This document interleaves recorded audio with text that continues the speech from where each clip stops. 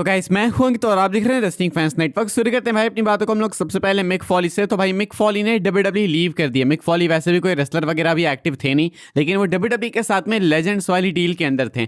अब वो नहीं है बिकॉज अब वो डब्ल्यूडब्ल्यू लीव कर चुके हैं। क्यों कर चुके हैं भाई, क्या है ये रीज़न, मैं आपको बता देता हूँ। काफ़ी कॉन्ट्रोवर्शियल है। मिक फॉली ने फेसबुक पे पोस्ट करके रिवील करा कि उन्हें नहीं पसंद है कि डब्ल्यूडब्ल्यू के जो रिलेशनशिप्स हैं वो डोनाल्ड ट्रंप के साथ अच्छे हैं, इसीलिए वो इस कंपनी के साथ खुद को नहीं जोड़ के रखना चाहते हैं। कहते हैं Mick Foley, parting ways with WW while I have been concerned about डब्ल्यूडब्ल्यू's close relationship with Donald Trump for several months, especially in light of his administration's ongoing cruel and inhuman treatment of immigrants, reading the president's incredibly cruel comments in the wake of Rob Reiner's death is the final straw for me. I no longer wish to represent a company that coddles a man so seemingly void of compassion as he marches our country towards autocracy. Last night, I informed WWE Talent Relations that I would not be making any appearances for the company as long as this man remains in office. Additionally, I will not be signing a new Legends deal when my current contract expires in June. I love WWE, will always treasure my time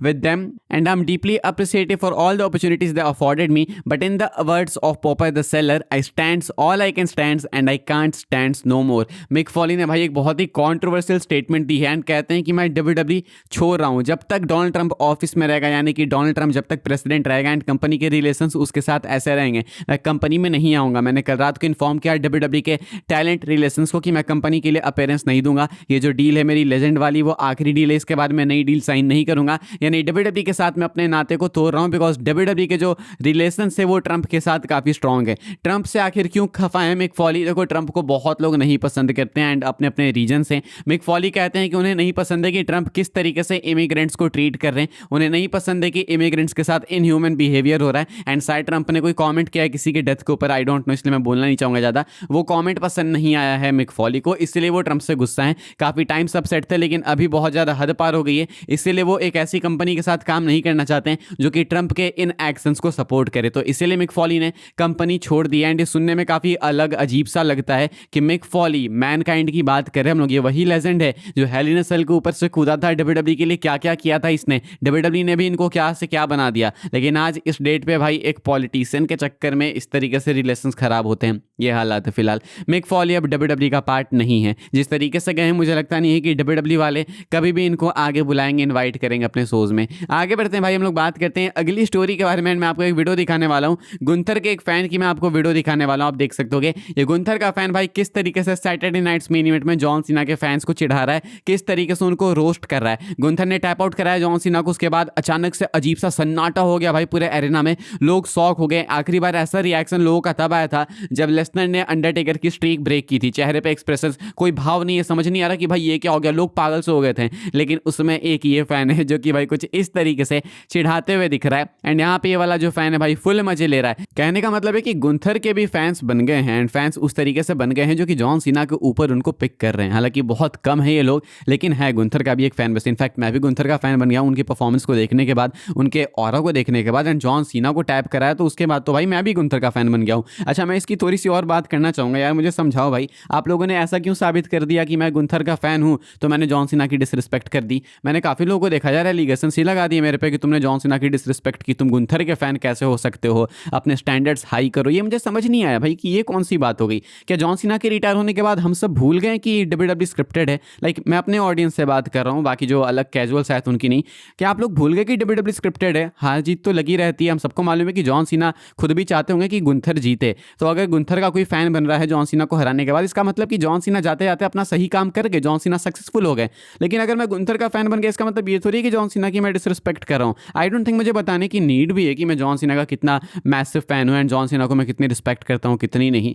लेकिन फिर भी यार मुझे अच्छा नहीं लगा कि लोगों ने ऐसे एलिगेशंस लगा दिए कि तुम जॉन सीना की डिसरिस्पेक्ट करो जस्ट बिकॉज आई सेड कि गुंथर मेरा न्यू फेवरेट टैलेंट है। इसमें गलत क्या है यार? मतलब लेसनर के भी तो फैंस बने थे ना अंडरटेकर की स्ट्रीक तोड़ने के बाद, एंड मुझे गुंथर में पोटेंशियल दिख रहा है। एंड आई बिलीव कि आप लोग भी 2 से 2.5 साल बाद गुंथर को बोलोगे कि हाँ भाई उस टाइम से गुंथर को जो बुक किया गया है उसी के कारण गुंथर आज ये टैलेंट बना है। बहुत मुश्किल से मैं किसी को डिक्लेयर करता हूँ कि मैं अब इसका फैन बन गया, लेकिन गुंथर के लिए मैं कर रहा हूँ। आई डोंट थिंक यार कि इसमें कुछ गलत कर रहा हूँ मैं, मुझे बड़ी हंसी आती है। आई थिंक कि इन्वेस्ट करना चाहिए गुंथर में, पोटेंशियल मुझे दिख रहा है इसलिए मैंने गुंथर को पिक किया। ऐसा कुछ नहीं है भाई कि जॉन सीना की डिसरिस्पेक्ट वगैरह कुछ हमने करी है। मुझे लगता है मेरे जैसे और भी काफी फैंस जो कि गुंथर को सपोर्ट करने लगे, मैंने बाकियों के भी कमेंट्स देखे, तो हम वो फैंस है भाई जो कि पोटेंशियल देख रहे हैं गुंथर में। John Cena was a legend definitely, but he is now gone. अब आगे का देखना है, तो गुंथर में वो टैलेंट है, वो आगे जाके कंटिन्यू कर सकते हैं, तो इसलिए हमने गुंथर को पिक करा है। ऐसी कोई डिसरिस्पेक्ट वाली बात नहीं है। आगे बढ़ते हैं भाई, बात करते हैं ऑस्टिन थ्योरी की। ऑस्टिन थ्योरी ने आज अपने आप को रिवील किया as the masked mystery man and numbers draw किए हैं ऑस्टिन थ्योरी ने।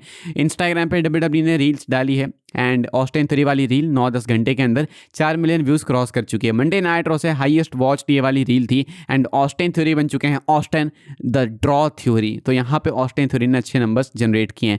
मैं आपको दिखाना चाहता हूँ भाई एक फुटेज दिखाऊँ, नहीं फुटेज नहीं दिखाऊंगा, स्क्रीनशॉट्स दिखाऊंगा। एक एआई फुटेज भाई इंटरनेट पे वायरल है जहाँ पे जॉन मॉक्सली को देखा गया है सैटरडे नाइट्स मेन इवेंट में बैक स्टेज जॉन सीना को ग्रीट करते हैं उनके रिटायरमेंट के बाद। And I am telling you भाई, अभी से 1 साल बाद जब मैं ये अपडेट्स कवर करूंगा ना एआई फुटेज एआई फोटोज की, तो डिफरेंस बिल्कुल भी पता नहीं लगा पाएंगे हम लोग। ये लाइक 80% एक्यूरेट दिख रहा है, बस फेस के टेक्सचर्स ना अगर बदले नहीं ना मोशन के साथ, तो बिलीव हो जाएगा बहुत से लोगों की ये रियल है। अभी भी काफ़ी सारे लोग बिलीव कर रहे हैं कि ये रियल है, तभी तो ये वायरल है। लेकिन ऐसा नहीं है, जॉन मॉक्सली बैक स्टेज नहीं थे सैटरडे नाइट्स मेन इवेंट में, वो जॉन सीना से नहीं मिले। लेकिन ये सेम फुटेज अगर 1 साल बाद आएगी ना, एआई और एडवांस हो जाएगा, तो फिर मैं भी नहीं बता पाऊंगा डिफरेंस। हाँ, मैं बता दूंगा फैक्ट चेक करके डेफिनेटली आपको, लेकिन देख के एक नज़र में तो बताना मुश्किल सा हो रहा है। अभी ही हो रहा है, बाद में पता नहीं क्या होगा। फिलहाल क्लियर कर दूं, फैक्ट चेक कर दूं कि ये वीडियो फेक है, एआई है। आगे बढ़ते हम लोग बात कर लेते हैं भाई अपनी आखिरी स्टोरी के बारे में, जो कि मंडे नाइट रॉ को लेके।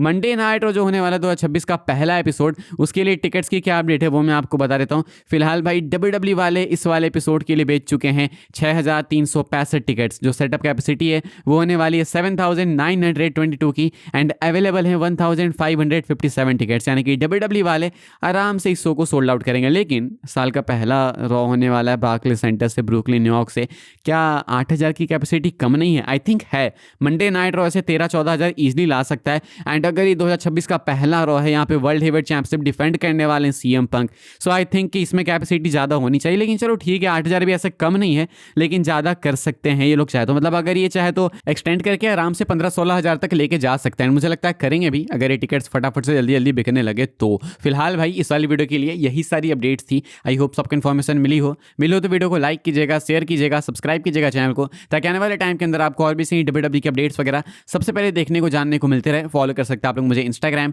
एंड ट्विटर पर, लिंक आपको मिलेगा डिस्क्रिप्शन में। ज्वाइन कर सकते हैं व्हाट्सएप चैनल को, उसके भी लिंक है डिस्क्रिप्शन में। मिलूंगा मैं आपसे अगले वीडियो में जल्दी ही, तब तक के लिए good bye, thanks for watching.